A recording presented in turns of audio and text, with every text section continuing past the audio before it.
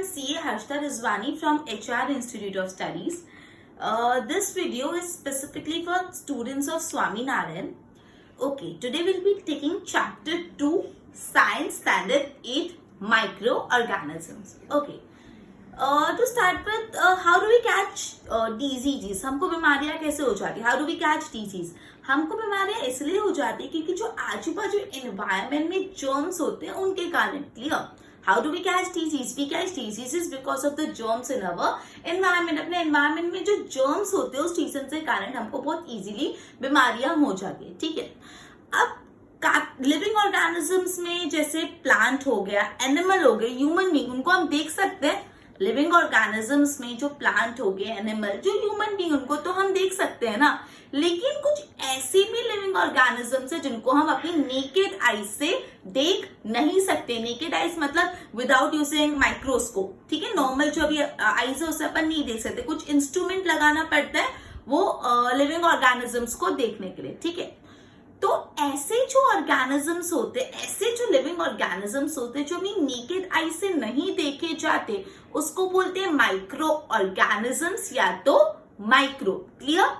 एक बार देखो क्या बोला मैंने तुम लोग को कि how do we catch diseases. हमको डिजीजेस इसलिए हो जाते हैं बिकॉज आजू बाजू के एनवायरमेंट में जर्म्स होते हैं. अब लिविंग ऑर्गेनिज्म कुछ कुछ जैसे प्लांट, एनिमल, ह्यूमन बीइंग, उनको तो हम अपनी नेकेड आई से देख सकते हैं. लेकिन कुछ कुछ ऐसे लिविंग ऑर्गेनिजम्स होते हैं जिनको हम अपनी नेकेड आई से नहीं देख पाते. ठीक है, बिकॉज वो इतने छोटे होते हैं, इतने टाइनी होते हैं कि हम उनको नेकेड आई से नहीं देख पाते. तो जो ऐसे ऑर्गेनिजम्स होते हैं, जो ऐसे लिविंग ऑर्गेनिजम्स होते हैं जो इतने टाइनी होते हैं, इतने स्मॉल होते हैं कि हम उनको अपनी नेकेड आई से नहीं देख पाते, उनको बोलते हैं माइक्रो ऑर्गेनिज्म या तो माइक्रोब्स. क्लियर? एक बार देखो यहाँ पे, we catch diseases due to the presence of germs in the environment. We can see living organisms like plant, animal, human being, but certain microorganisms cannot be seen with the naked eyes. Such organisms are too small, बहुत छोटे होते हैं in size, इसलिए उनको क्या बोला जाता है? They are called micro organism या तो माइक्रोब्स. कोई भी छोटी चीज को माइक्रो ही बोलते हैं ना, बड़ी चीज को मैक्रो. तो अगर ये ऑर्गेनिज्म बहुत टाइनी है, छोटे, तो उनको क्या बोलेंगे? Micro organisms. क्लियर? आगे, जो ऑर्गेनिज्म को हम अपनी नेकेड आई से नहीं देख पाते उसको हम एक स्पेशल टाइप के इंस्ट्रूमेंट से देखते हैं जिसको बोलते हैं माइक्रोस्कोप. ठीक है, जो ऑर्गेनिज्म को हम अपनी नेकेड आई से नहीं देख पाते तो उनको किससे देखेंगे? इंस्ट्रूमेंट से, जिसको बोलते हैं माइक्रोस्कोप. इतना क्लियर? माइक्रोस्कोप के बारे में अपन पढ़ेंगे. माइक्रोस्कोप है ना, कॉम्बिनेशन ऑफ सेल्स है, बहुत सारे सेल्स का कॉम्बिनेशन है जिससे लार्ज ऑब्जेक्ट स्मॉलर अपीयर होता है. मतलब बेसिकली माइक्रोस्कोप में अलग अलग सेल्स ज्वाइन करके ऐसा कुछ सेटअप किया जाता है कि जो लार्ज ऑब्जेक्ट है वो स्मॉल अपीयर होने लगता है. ठीक है, अब ध्यान रखने की बात बहुत इंपॉर्टेंट है, जो भी ऑब्जेक्ट को आप अपनी माइक्रोस्कोप में देखने वाले हो वो ऑब्जेक्ट को बोलते हैं स्पेसिमेन. क्लियर? जो भी ऑब्जेक्ट को आप माइक्रोस्कोप में देखने वाले हो, उसको स्टडी करने वाले हो, उसको बोलते हैं स्पेसिमेन. और इस स्पेसिमेन को कहाँ रखा जाता है? स्पेसिमेन को एक माइक्रोस्कोपिक स्लाइड के ऊपर रखा जाता है. क्लियर? ये बात एकदम ध्यान से सुना, अपन पढ़ रहे हैं माइक्रोस्कोप के बारे में. तो माइक्रोस्कोप में अलग अलग सेल्स कंबाइन किए जाते हैं जिससे एक बड़ा ऑब्जेक्ट अपन को छोटा दिखता है. ठीक है, अब ये बात बहुत अच्छे से ध्यान रखना, स्पेसिमेन किसको बोलते हैं? जिस ऑब्जेक्ट को आप माइक्रोस्कोप में स्टडी करने वाले हो, जिस ऑब्जेक्ट को आप माइक्रोस्कोप में स्टडी करने वाले, ऑब्जर्व करने वाले, उसको बोलते हैं स्पेसिमेन. और इस स्पेसिमेन कहाँ रखा जाता है? माइक्रोस्कोपिक स्लाइड के ऊपर. एक बार देखो बोर्ड पे, microscope, combination of lens to make small object appear big. Microscope क्या है? It is a combination. किसका कॉम्बिनेशन है? लेंस का कॉम्बिनेशन है. क्यों? To make small object appear big. ठीक है, अब important, object to be viewed under microscope is called specimen. Object to be viewed under microscope is called specimen, and specimen is kept under a microscopic slide. Clear? एक बार board पे देखो और इसके अच्छे से नोट्स बनाओ.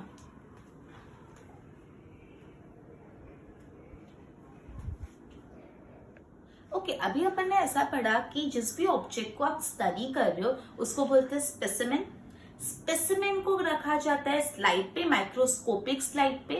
अब माइक्रोस्कोपिक स्लाइड को किस पे रखा जाता है? माइक्रोस्कोपिक स्लाइड को रखा जाता है माइक्रोस्कोप के स्टेज पे। समझ आया क्या हुआ? सबसे पहले जिस भी ऑब्जेक्ट को आप स्टडी कर रहे हो उसको बोलते हैं स्पेसिमेन। ये जो स्पेसिमेन उसको रखते हैं माइक्रोस्कोपिक स्लाइड पे, और ये माइक्रोस्कोपिक स्लाइड को रखते हैं हम लोग in stage of microscope, microscope के स्टेज पे रखते हैं। बात क्लियर हुई?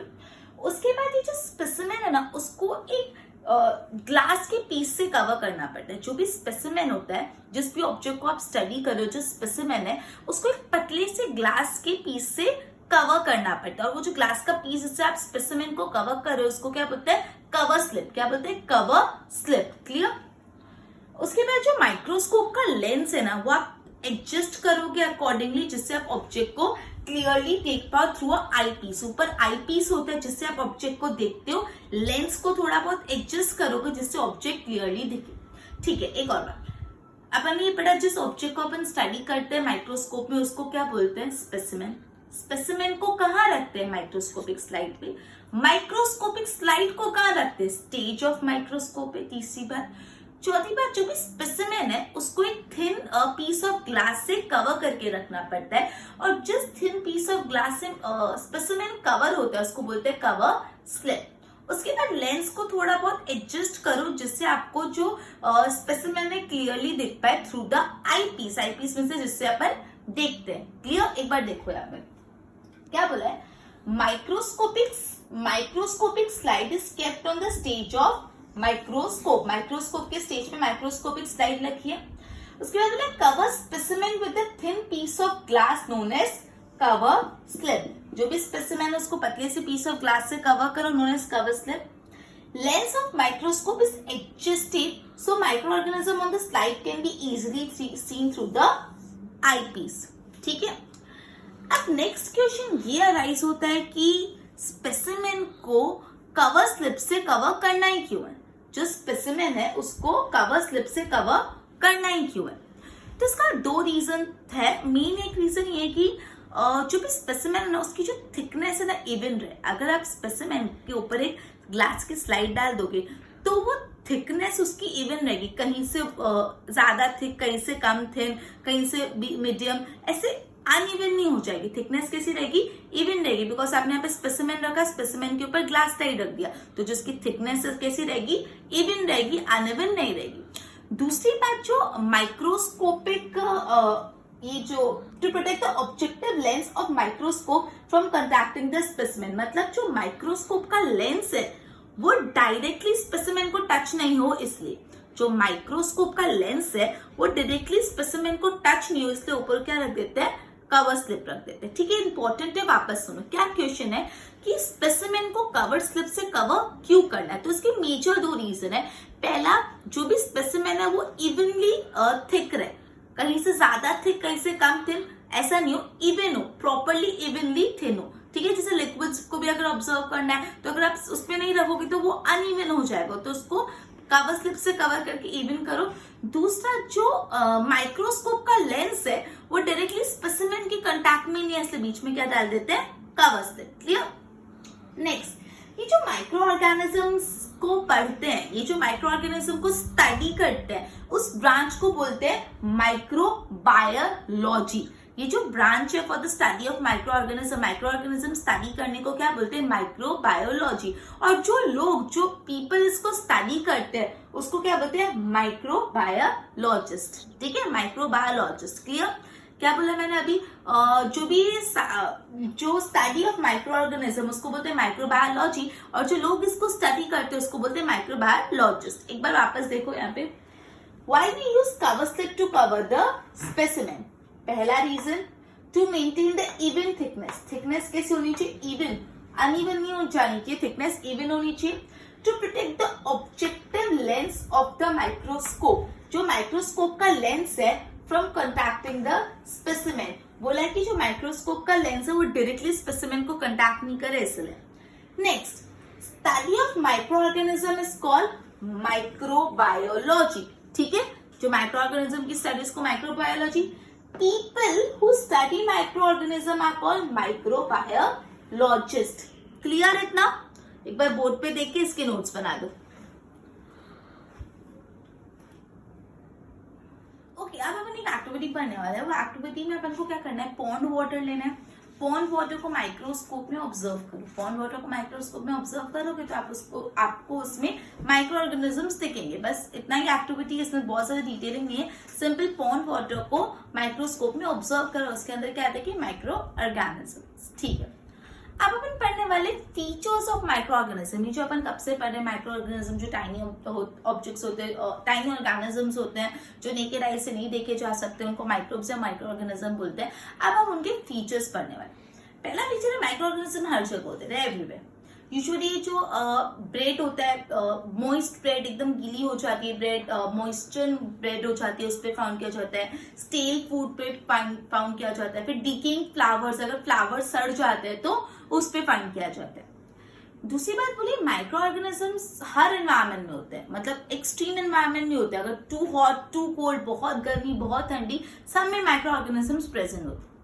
लेकिन अगर सपोज ऐसी कंडीशन है जो माइक्रो ऑर्गेनिज्म के लिए सूटेबल नहीं है, अनफेवरेबल कंडीशन है, अगर ऐसी कंडीशन है जो माइक्रो ऑर्गेनिज्म के लिए फेवरेबल नहीं है, तो वो अपने आजू बाजू एक लेयर बना, वो इनएक्टिव हो जाते हैं, एकदम इनएक्टिव, कोई एक्टिविटी नहीं करते और आजू बाजू अपने लेयर बनाते हैं, जिसको सिस्ट बोलते हैं। आजू बाजू लेयर बना लेते हैं और एकदम इनएक्टिव हो जाते हैं, एकदम डोरमेंट हो जाते हैं, कोई एक्टिविटी नहीं करते। ये सिस्ट लेयर जो है वो क्या करती है, माइक्रो ऑर्गेनिज्म को अनफेवरेबल कंडीशन में से बचाती है, प्रोटेक्ट करती है। क्लियर इतना? एक बार देखते हैं। पहली एक्टिविटी अपन ने करी, observe pond water under microscope. जब पॉन्ड वाटर को माइक्रोस्कोप में ऑब्जर्व किया तो उसमें माइक्रो ऑर्गेनिजम्स फाइंड किए। अब अपन पढ़ रहे फीचर्स ऑफ माइक्रो ऑर्गेनिज्म। पहला, micro organisms are present everywhere, हर जगह माइक्रो ऑर्गेनिजम्स है। They can be found on a moist piece of bread. Bread जो गीली गीली हो जाती है, थोड़ी मॉइस्चर हो जाती है, उसमें नमी आ जाती है, वैसी ब्रेड जो स्टील ब्रेड हो जाती है, सड़ी हुई ब्रेड, उस पर आपको माइक्रो ऑर्गेनिज्म मिलेंगे। स्पॉइल्ड फूड, अगर खाना खराब हो गया, सड़ गया, बेकार हो गया, उसमें आपको माइक्रो ऑर्गेनिजम्स मिलेंगे। डीकेइंग फ्लावर, फ्लावर डीके हो जाना मतलब सड़ जाना, फ्लावर डीके हो गए, एकदम मुरझा गए, सड़ गए, उसमें भी क्या आपको मिलेंगे, micro organism. In air and water, हर जगह माइक्रो ऑर्गेनिज्म प्रेजेंट है। तो पहला कैरेक्टरिस्टिक, हर जगह micro organisms are present everywhere. दूसरा, माइक्रो ऑर्गेनिज्म अलग अलग कंडीशन में भी सर्वाइव कर पाते हैं। Too hot, too cold, hot condition में, कोल्ड कंडीशन में, वो अलग अलग कंडीशन में सर्वाइव कर पाते हैं। बट अब यहाँ पे इंपॉर्टेंट है, ध्यान रखना, ये इंपॉर्टेंट है, एक अनफेवरेबल कंडीशन, अगर ऐसी कंडीशन आ गई जिसमें माइक्रो ऑर्गेनिज्म के लिए जो फेवरेबल नहीं है, तो they remain in active stage. कैसी स्टेट में रहते हैं वो, इनएक्टिव हो जाते हैं, अपनी एक्टिविटीज स्टॉप कर देते हैं, डोरमेंट हो जाते हैं and form a cyst around them. Cyst आजू बाजू फॉर्म कर लेते हैं। सिस्ट क्या करता है, अनफेवरेबल कंडीशन से माइक्रो ऑर्गेनिजम्स को प्रोटेक्ट करता है। इतना क्लियर हुआ? एक बार फटाफट इतना देके नोट्स बनाओ। अब मैंने पढ़ा, अगर कंडीशन फेवरेबल नहीं हो तो वो आजू बाजू सिस्ट फॉर्म करता है और इनएक्टिव रहता है। तो जब कंडीशन फेवरेबल होती है तो वो इस सिस्ट को ब्रेक कर लेते हैं और एक्टिव हो जाते हैं। सिंपल, जब कंडीशन फेवरेबल नहीं होती तो वो इनएक्टिव होता है, अपने आजू बाजू सिस्ट फॉर्म कर लेते हैं और ये सिस्ट अनफेवरेबल कंडीशन से माइक्रो ऑर्गेनिज्म को बचाते हैं। लेकिन जब वो फेवरेबल कंडीशन होते हैं तो वो सिस्ट को ब्रेक करके एक्टिव हो जाते हैं, अपनी एक्टिविटीज कंटिन्यू करते हैं। सिंपल। ओके, अब कुछ माइक्रो ऑर्गेनिजम्स अच्छे होते हैं, कुछ माइक्रो ऑर्गेनिजम्स बुरे होते हैं, मतलब कुछ माइक्रो ऑर्गेनिज्म बेनिफिशियल होते हैं और कुछ माइक्रो ऑर्गेनिज्म हार्मफुल होते हैं। तो बेनिफिशियल कैसे होते हैं, जैसे फॉर एग्जांपल जो पिज्जा और जो ब्रेड का बेस होता है, उसकी डो को फुलाने के लिए अपन को ये माइक्रो ऑर्गेनिज्म काम आते हैं। डो को रेज करने के लिए, थोड़ा उसको फुलाने के लिए ये काम आते हैं। डिसएडवांटेज है इसमें कौन से हार्मफुल इफेक्ट है, जो अपना फूड खराब हो जाता है, फूड स्पॉइल हो जाता है, वो भी किसके कारण होता है, माइक्रो ऑर्गेनिजम्स के कारण होता है। ठीक है, उसके बाद Antonie van Leeuwenhoek first observe the microscope with the help of newly invented microscope. सबसे पहला इंसान जिसने माइक्रो ऑर्गेनिज्म को न्यूली इन्वेंटेड माइक्रोस्कोप की मदद से स्टडी किया था, ऑब्जर्व किया था, वो थे एंटोन वेन ल्यूहिक। ठीक है, देखो, इफ कंडीशन नॉर्मल, अगर कंडीशन नॉर्मल है तो क्या करेंगे, दे ब्रेक द सिस्ट, वो सिस्ट को ब्रेक कर लेते हैं और कैसे हो जाते हैं, एक्टिव हो जाते हैं। Clear?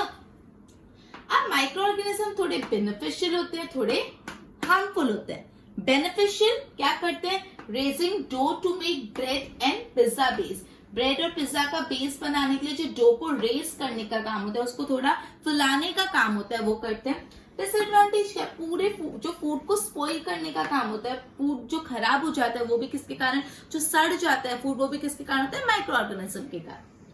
Anton van Leeuwenhoek first observed microorganism with the help of newly invented microscope. Clear? अब अपन ने जितना भी आज पढ़ा उसको समीशन कर लेते हैं, सम अप कर लेते हैं। तो सबसे पहले अपन ने चीज पढ़ी थी कि अपन को डिजीज क्यों होती है, because of the presence of germs in the environment. जो आजू बाजू में एनवायरमेंट में जर्म्स होते हैं उसके कारण हमको डिजीजेस हो जाती है, पहला पॉइंट। दूसरा पॉइंट अपन ने पढ़ा कि कुछ कुछ लिविंग ऑर्गेनिजम्स होते हैं जैसे प्लांट, एनिमल, ह्यूमन भी, उनको तो अपन नेकेड आई से देख सकते हैं, लेकिन कुछ कुछ ऐसे लिविंग ऑर्गेनिजम्स होते हैं जिनको हम नेकेड आई से नहीं देख पाते बिकॉज वो इतने टाइनी, इतने स्मॉल होते हैं। और वैसे ऑर्गेनिज्म जिनको हम नेकेड आई से नहीं देख पाते उनको क्या बोलते हैं, माइक्रो ऑर्गेनिज्म या तो माइक्रोब्स। तो अगर हम उनको नेकेड आई से नहीं देख सकते तो किससे देखते हैं, with the help of different instrument, जो एक है माइक्रोस्कोप। अब माइक्रोस्कोप के बारे में पढ़ते हैं। माइक्रोस्कोप क्या है, is a combination of lenses जिससे लार्जर ऑब्जेक्ट स्मॉलर दिखने लगता है।